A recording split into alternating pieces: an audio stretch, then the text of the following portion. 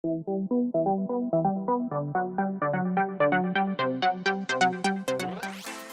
Kristinzabos here.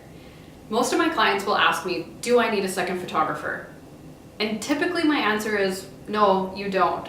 But there are certain instances where I do recommend it. I've been shooting weddings for years. I have a lot of experience under my belt, and I'm very confident that I can shoot a wedding by myself. However, if you're having more than 250 guests at your wedding, I do like to have a second photographer there, because sometimes, and especially at the reception, there's so much happening. You might be cutting your cake while someone is proposing on the other side of the room. So you want to make sure that you have that second body there, because those reception halls are quite big and my legs are quite short. Second of all, if the getting ready locations are in two opposite sides of the city, for example, it doesn't really make sense to have me spending 30 or 40 or maybe 60 minutes in a car driving to both of you, when we could just have a second photographer with one of you and then me with usually the bride.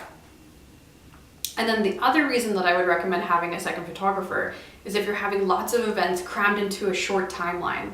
For example, if you're incorporating other cultural events like a Chinese tea ceremony, for example, sometimes it's really beneficial to have that second photographer there, because those amazing events can happen in very small spaces, and sometimes I actually don't have a chance to maneuver around the room because it's so jam-packed. So if there's certain instances like that, then yes, absolutely get that second photographer.